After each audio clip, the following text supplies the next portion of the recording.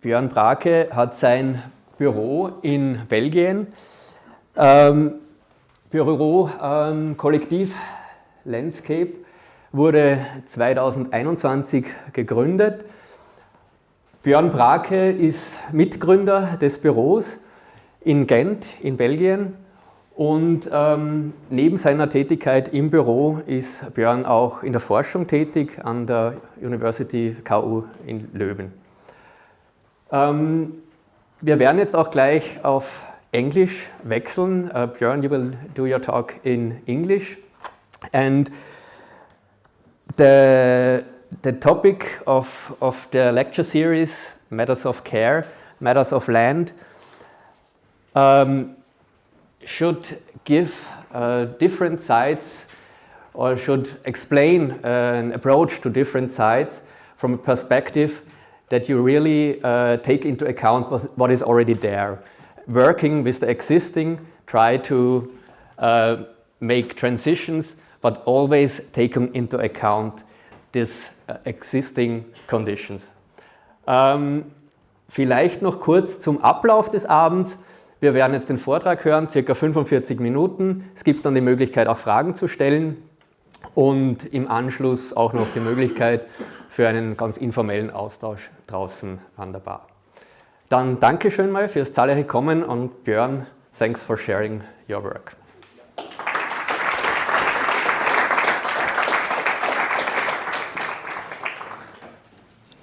Okay, thank you very much and good evening everyone. Thanks for this invitation. I will quickly change for presentation. Okay, maybe before I start, maybe nice to know how many of you, who is landscape architect? Like, okay, so pretty much all of the room. That's good. Just to know how kind we have to be towards the other professions, etc. So no, it's nice to have this exchange, to share some of experience. We're a very young office. We try to combine research, build work, mostly in Belgium, also a bit abroad, but I think also looking forward to have your ideas and comments on what we are trying to do. The title of the talk is Cultivating Urban Biotopes. Yeah, just to try to grasp somehow what we try to do. The biotope is about biodiversity, trying to work with nature. The cultivating is some sort of interesting way of trying to deal how we can integrate this nature into build projects, into the social and material realm, let's say. Before we start, maybe our office. So we are an office based in Ghent, as Jürgen explained. Collective Landscape, we were founded only 4 years ago. This will be our 5th birthday. But of course, many people know there is no such thing as the birth of an office. There are many endeavors and projects that we did in the past 15 years after studies that lead a bit to the culmination of this build work. We are now a team of about 10 to 13 people and a very nice group that is, of course, also responsible for a lot of the work that I will be sharing today. Maybe to start with this graph that maybe is a bit the lens with which we are looking to the projects today, where you can see on the one hand, so on the left, you can see the populations, and there are 2 types of populations. It's the human populations on top, so it's the blue curve, and then you have the overall animal populations below, which is the black curve, and it goes from the 1970s until today. So, of course, what do we learn from this curve? On the one hand, you can see the decline of almost 70% of the animal species in only 50 years. So it's about populations, it's not about species, sorry, so the populations. And then on the other hand, you have this human population that keeps growing. So, and this of course has a history. If we go back in time, there is a longer history of extinction of animal species on the globe. And on the other hand, there's of course also, this curve will not this curve will continue, and we are living in an age of extinction, and it really challenges to think about our place as human beings on the planet. And Many people and famous authors have thought about this topic, and one of the things, and I'm sure Marcel also talked about this, is the some sort of friction between nature and culture, of the dichotomy, where people like Philippe Descola, but also Bruno Latour and others say we in the past 200 years really have externalized nature. So in our culture, nature is the more something is seen outside of our daily life. And the example that I typically give is, if you think about your own parents or grandparents, perhaps they knew more plant species, animal species, they rate the weather better than you. So a lot of the natural phenomena are much more ingrained in previous generations that we have today. So we're losing this link with nature. And I think the question that we try to ask ourselves in our project, how can we cultivate nature again?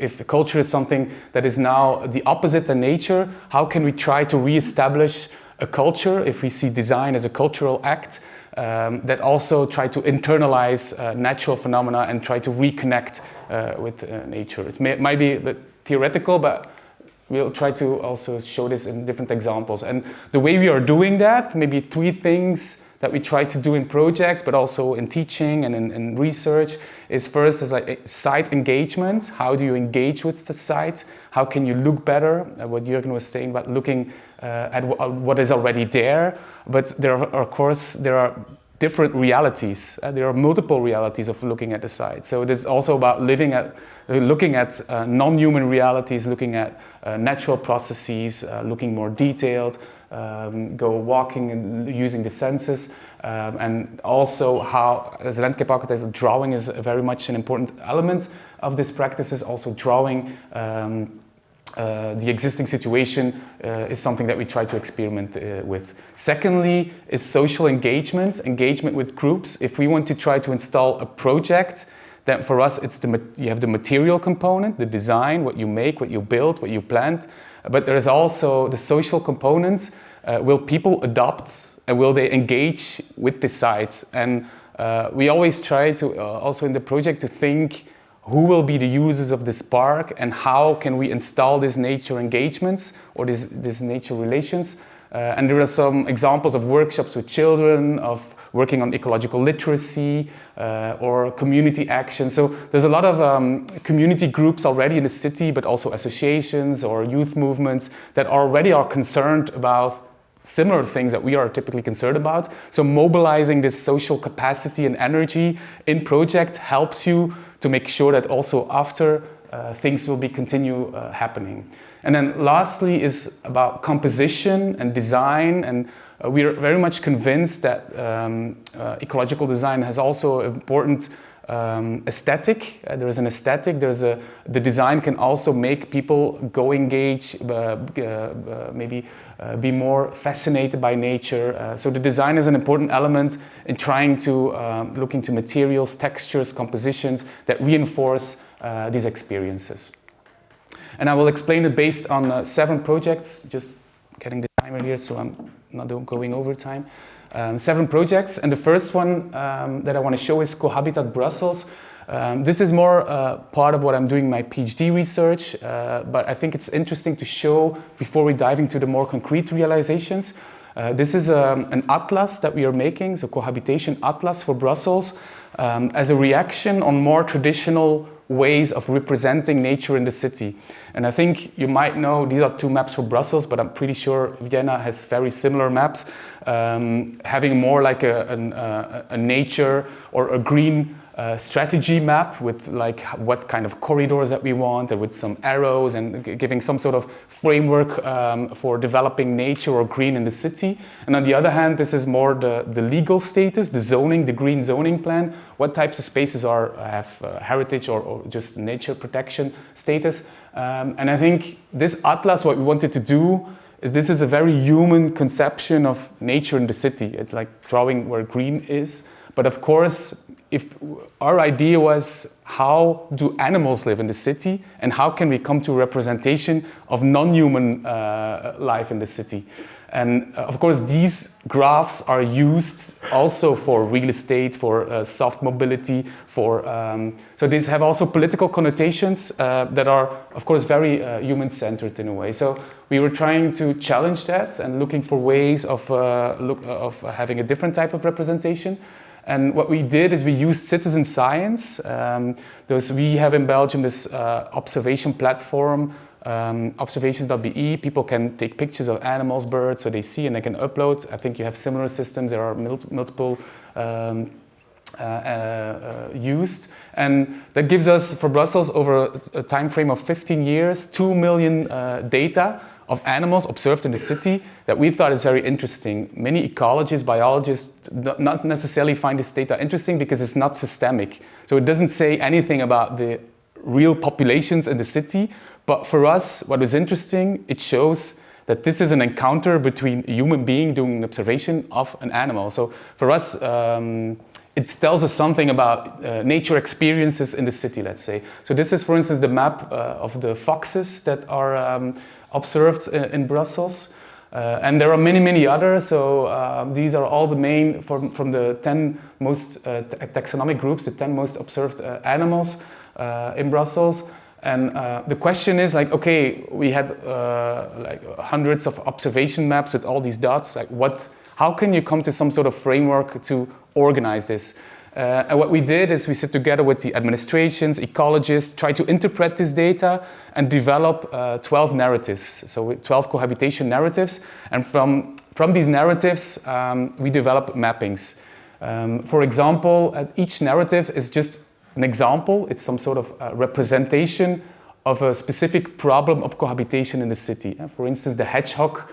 We try to somehow put it in a catchy phrase that already goes towards a narrative, like the hedgehog pushbacks, the sparrow safe spaces, the swift summer residences, to talk about some specific problem that is linked to, of course, multiple other species or urban dwellers.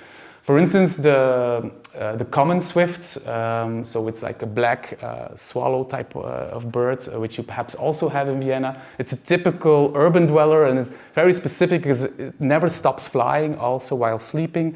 And it's a migratory bird. It's a very small bird, but flies all the way to the south of Africa for hibernation, and then comes in summer in Brussels, but in many, many European cities for reproduction.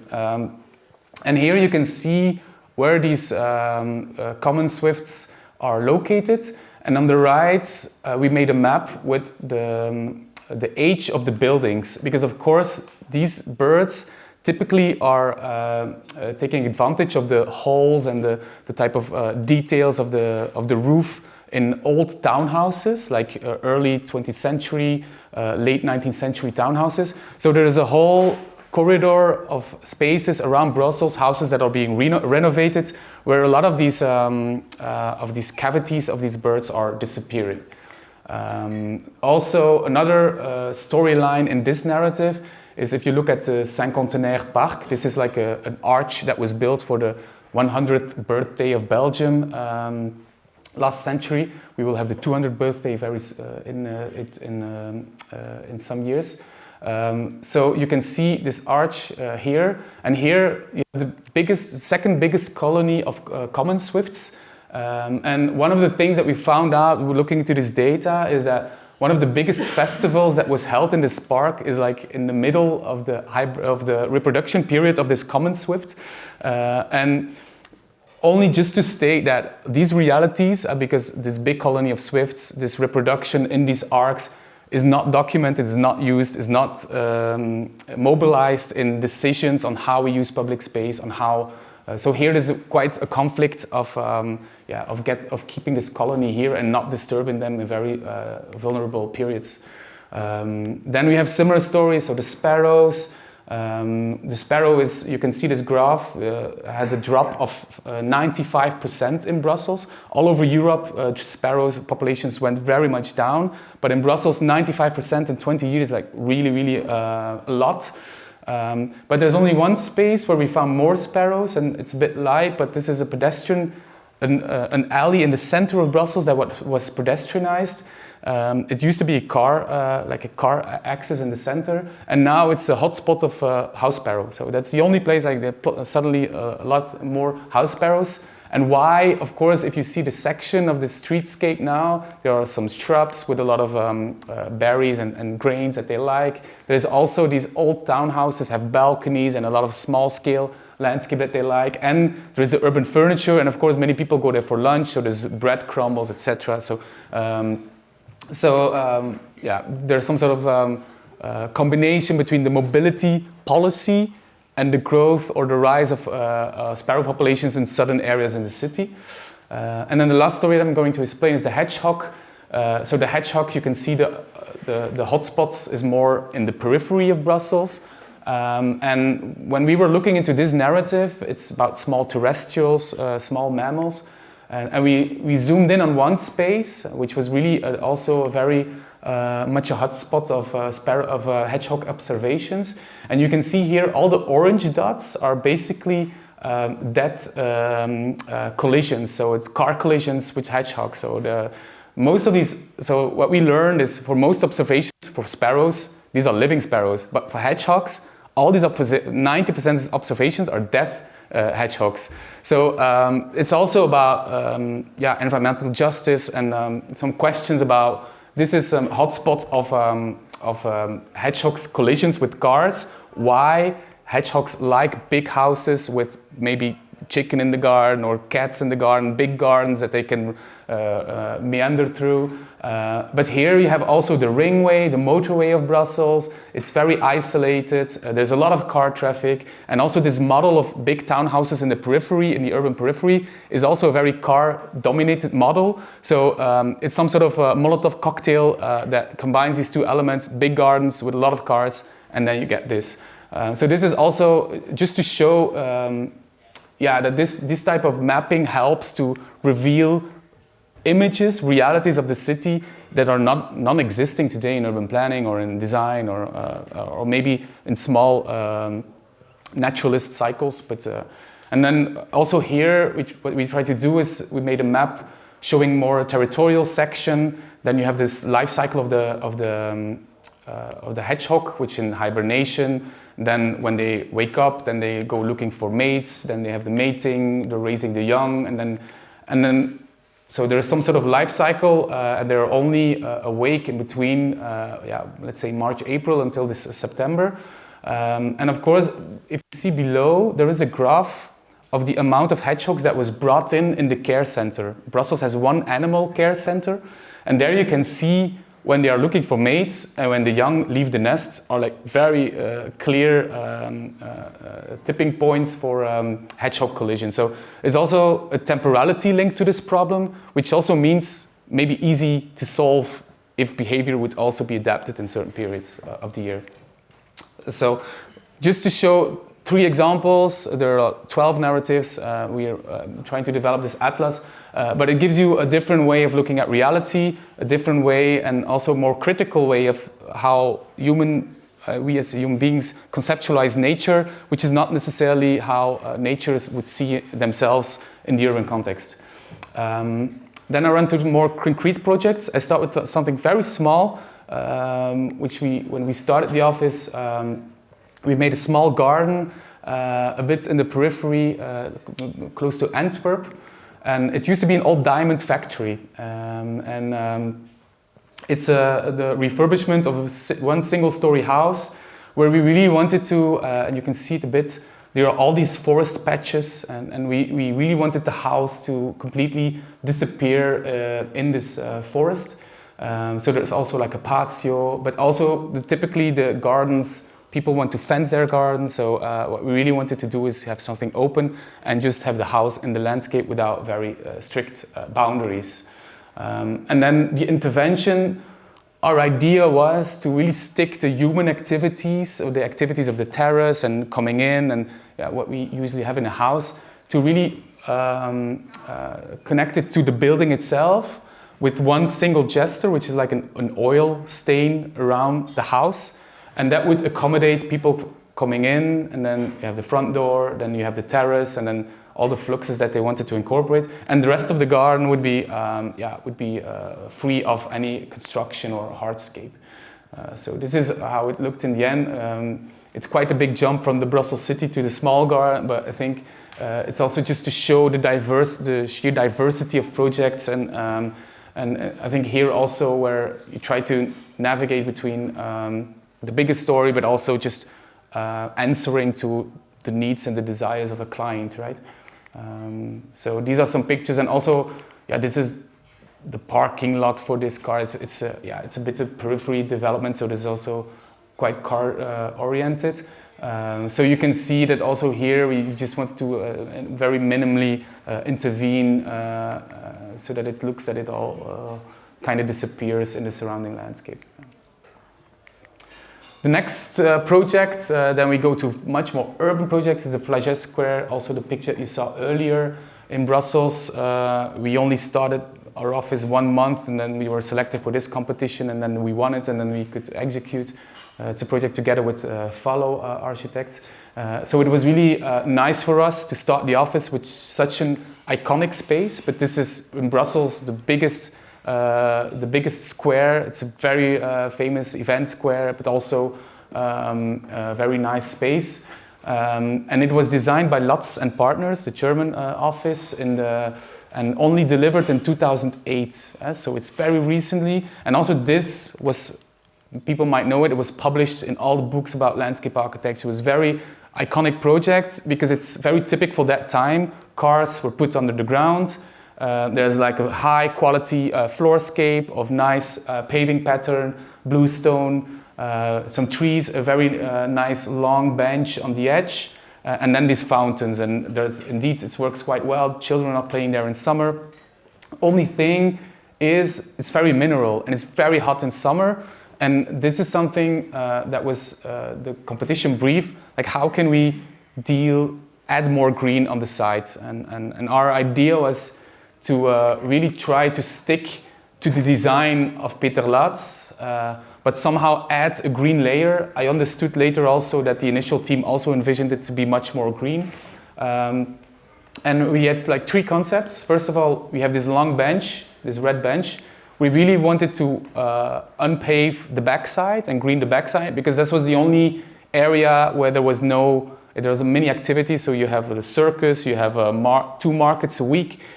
You have also the Christmas market. You cannot imagine what is all happening. There is every week other stuff, sometimes at the same time, which means every square meter is mapping that the simultaneous functioning of several activities would work, was the key element.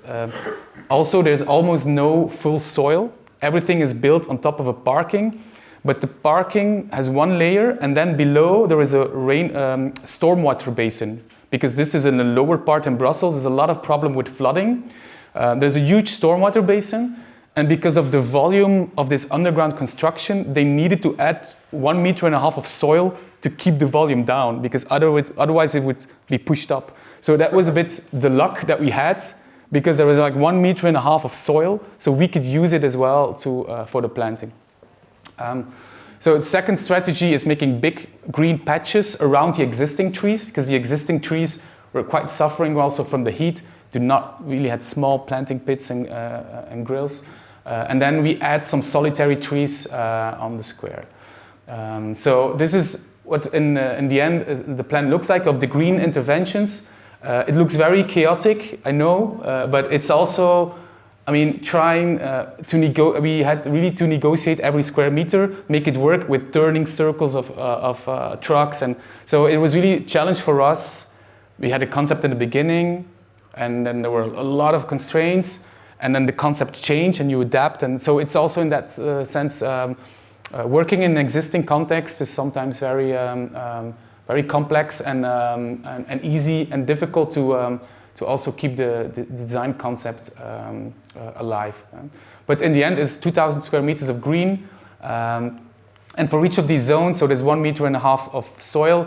And the idea was really to make this soil lively. And from the beginning, we said, for us, these are no decorative plants. We're not putting in penicetum. And no, we want it to be a biotope. So for us, it needs to be diverse, have different layers, and also be lively. It can change over time. Plants can maybe move, so it's more like making biodiversity islands, let's say. Secondly, also the water runoff. So this is a scheme, a modeling of the rainwater runoff. Now, I think almost 50% of the square now goes directly to one of these gardens.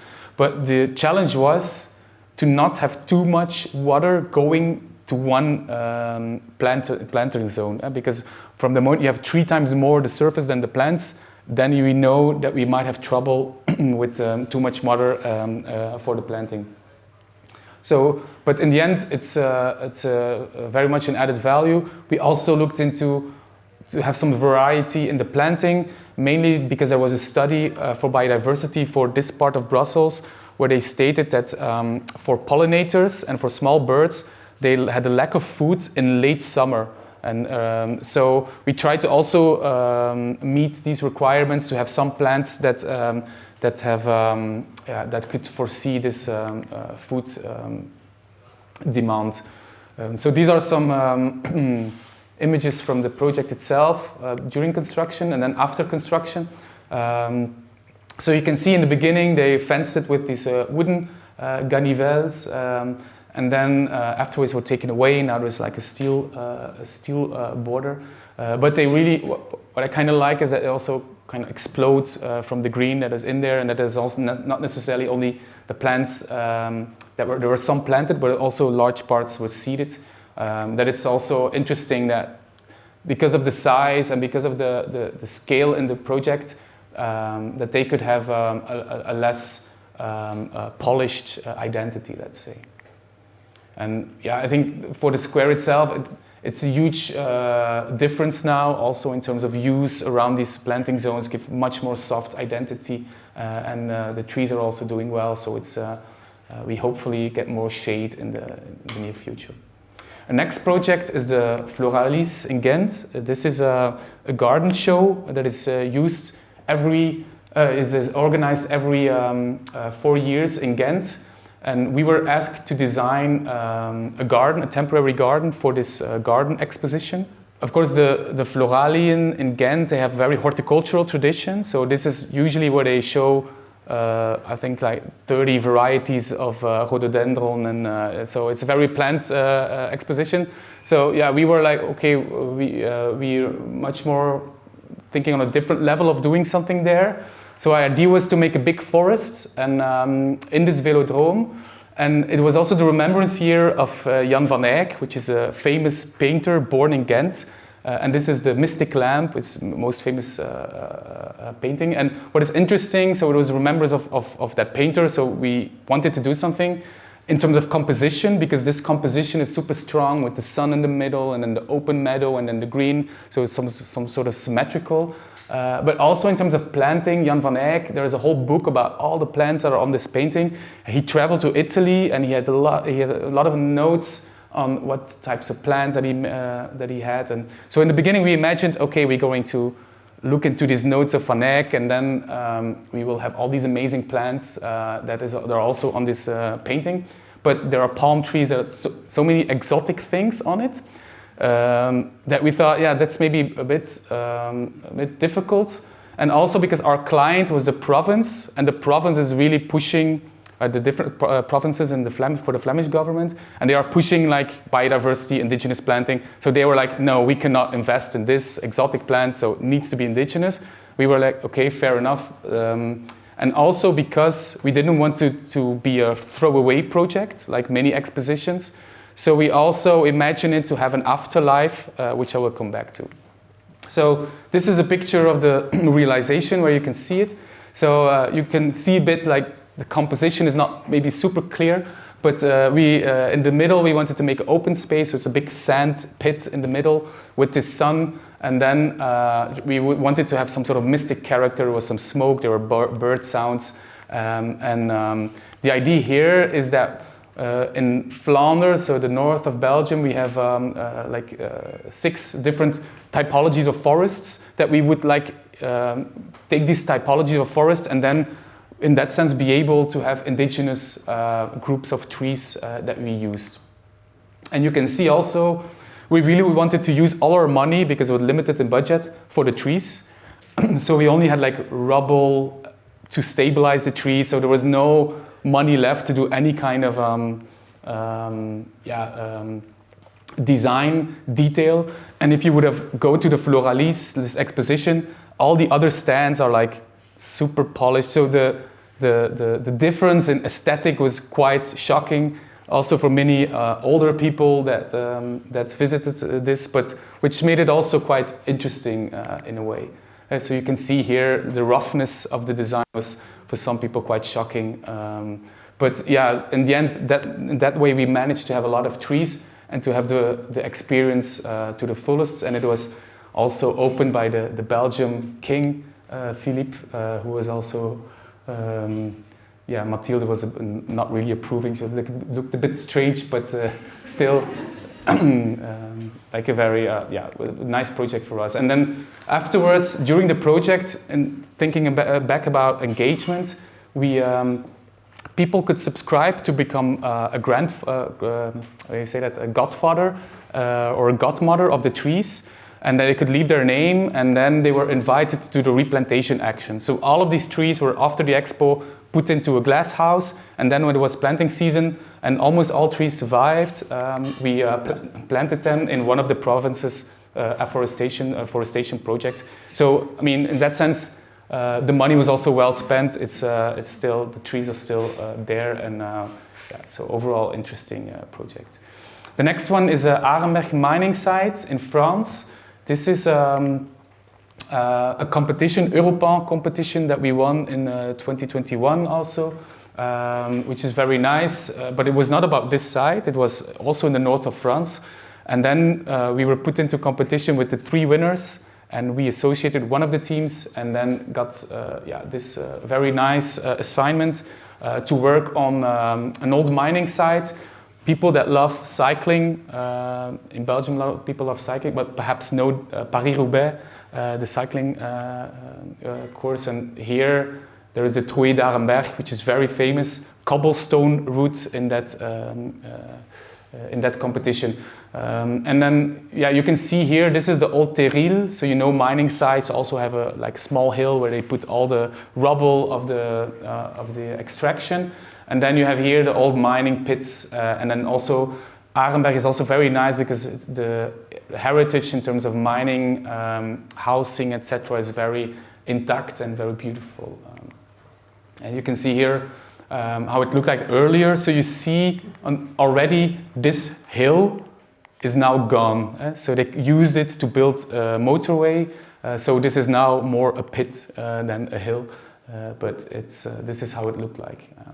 And I think in this competition, what is interesting for us is this site is it's in the north of France, really in a corner, and this is a difficult region. So from the political perspective, what they want to do is like make it very nice, attract a lot of economy, invest a lot of money, and then looking into new recreations and I think from our side, we thought this mining site is part of a mining heritage.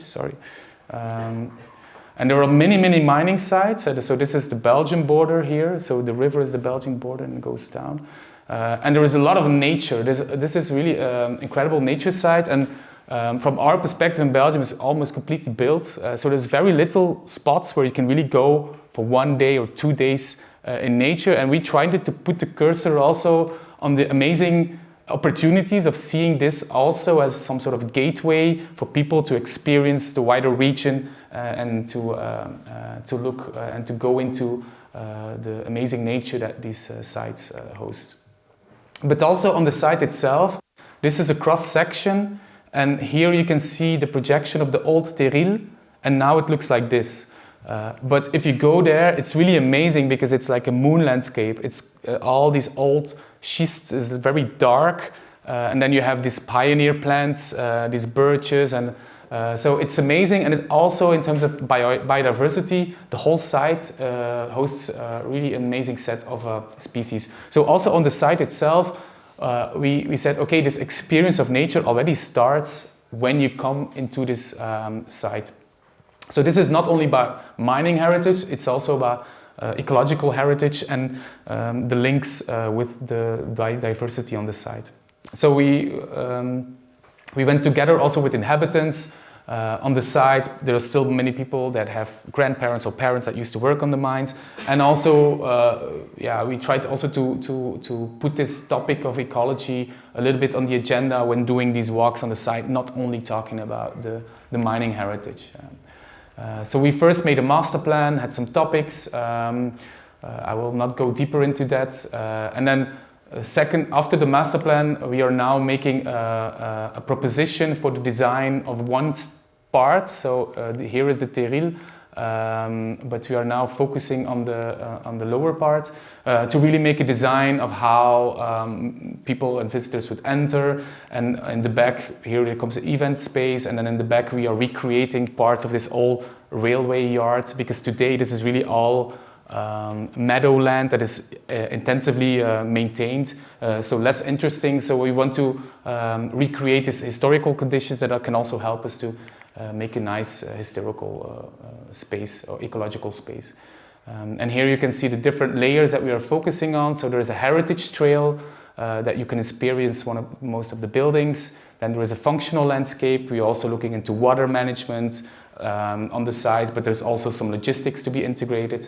And then lastly, there's also this mining and industrial landscape.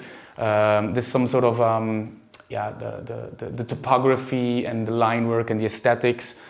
We also have this, what we call puintuin. It's like rubble gardens, let's say, where we use the rubble to have interesting plantings and to keep a bit of this aesthetic, because in the 70s, 80s, 90s, after the activities of the mine, they took everything out, they made everywhere grass and put some trees. So we lost a lot of these industrial qualities that could host also, in terms of plantation, interesting spaces. So this is an overview. And this is how it looks like today. So it's very monoculture in a way. And then this is the proposal. Also the discussions on putting extra trees. So yeah, we have like zones where we put tree grids in between the buildings.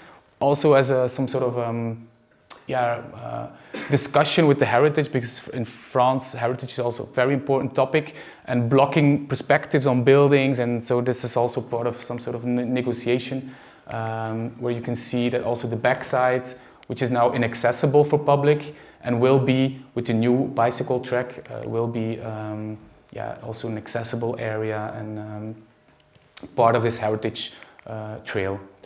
The second last project is the Royal Palace in Brussels.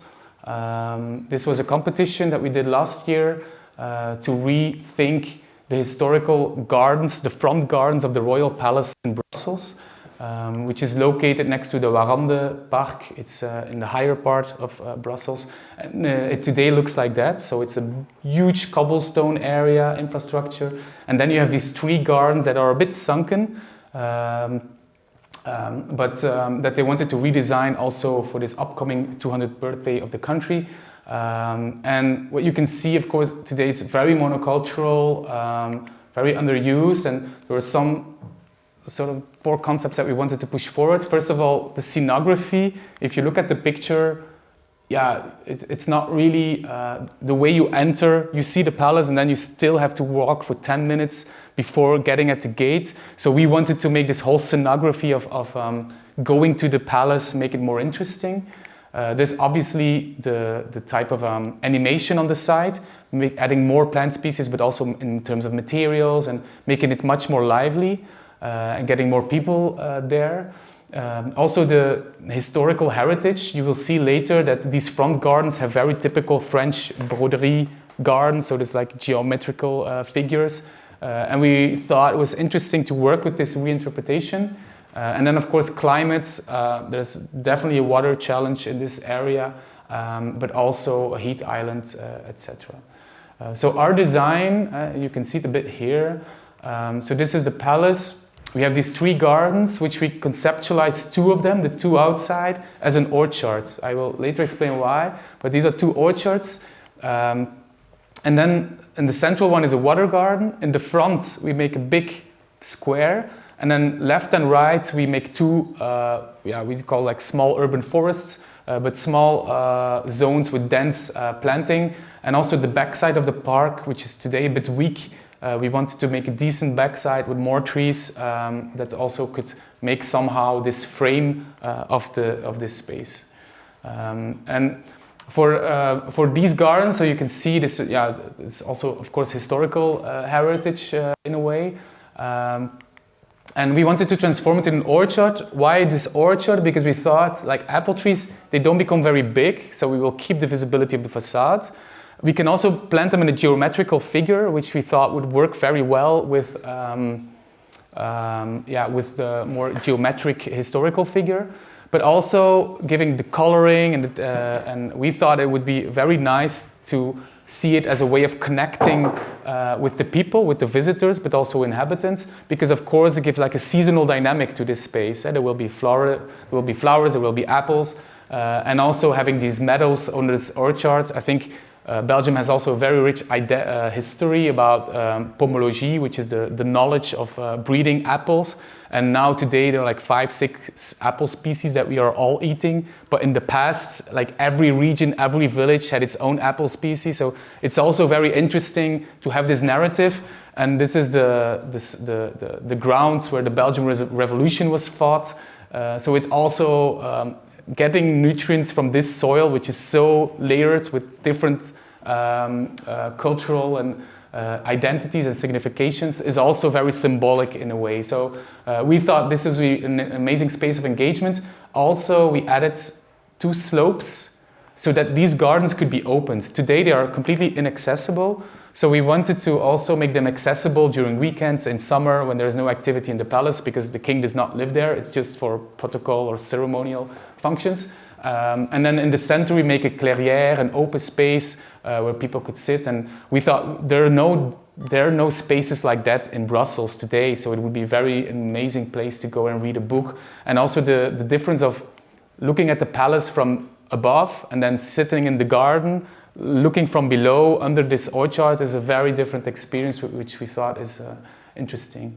And so you can see here a bit the dynamic that we imagined that could also help developing what I talked about in the beginning, this culture of nature in the city. And also orchards are of course also very interesting for biodiversity, because a lot of species can also benefit from that.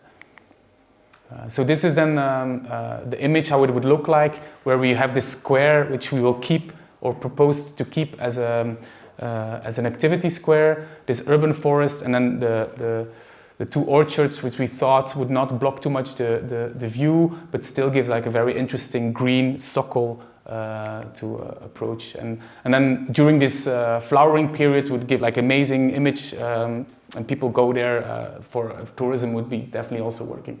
But in the end, we were from the 18th second, so we didn't win. And one of the important reasons also is because the accessibility of the gardens, and also planting in the gardens, planting trees, which was also forbidden in the brief, was also for the security environment around the royal working. Not acceptable, so it's a bit of a pity, a missed chance, let's say, but still like very interesting project where we try to combine these social and ecological ambitions. And then to close, this is also another competition. Since we have only our offices for 4 years, it's sometimes hard to wait for realization. So that's why you see often a lot of competitions, definitely, because if you're part of architectural projects, then it takes even longer to get things built and get nice realizations. But let's hope that it changes soon. So this last project, Paradis Vivant in Geneva, is also Europan competition that we won. And this was the idea of coming up with a concept to animate the city throughout summer with a mobile installation. So what they wanted to do is make a mobile installation, a green installation, that is moving from site to site and activating different public spaces that are today very mineral. So what they wanted to do is show to the public, like, okay, if we would add more green, it could be much more lively. And during summer, there are also less cars on certain areas, so they could maybe eliminate some of the car parkings for a temporary, in a temporary way.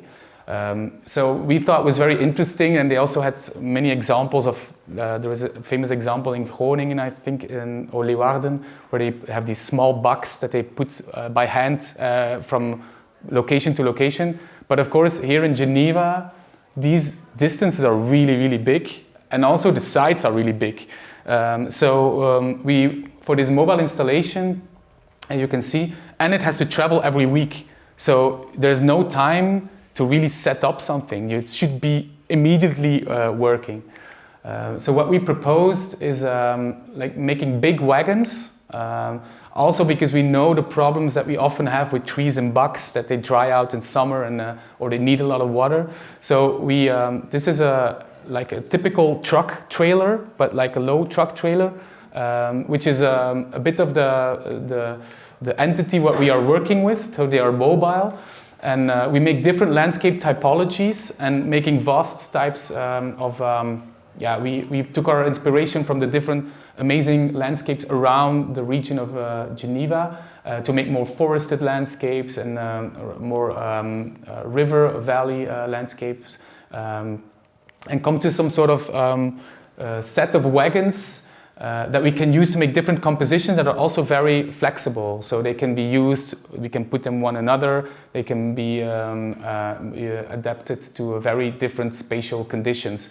And also 2 of these wagons are more, have a small canopy, and there we still put a lot of pots with trees and plants. And then from the moment we come on a certain spot, we can unload, having also different furniture and flower pots or planting pots together with these big wagons, and in this way try to have an interesting configuration. You can see this is a square, this is a rotonde, where we can put these wagons in a different configuration, and there's also one weather element that we can connect to a rain pipe. And in this way, the idea is that this installation can easily be set up and installed. What we thought was interesting, because the idea of having these wagons somehow also came from the typical parades that we have, like if you have festivities, and sometimes you have large constructions during festivity periods. So the idea of the parade was something, the parade, very interesting. And here you can see it's for landscape architects easy thing to do. It's like typical green roof detail that we make. We just make a big green roof, and we can easily also make sure that these trees are perhaps in better health conditions than putting them in individual bucks. But more importantly, this idea of these beside the fact that they have impact when they are standing, for us the idea was perhaps more that they have impact when they are moving. Because if they would all move through the city together, we imagined that it could be like a moment on Friday evening, 4 o'clock, everyone stops working, and then like people are walking and cycling next to these big wagons with trees that are moving, and this spectacle is maybe more interesting. And if we could do it every week in summer, it could be an amazing dynamic, let's say. Thank you very much.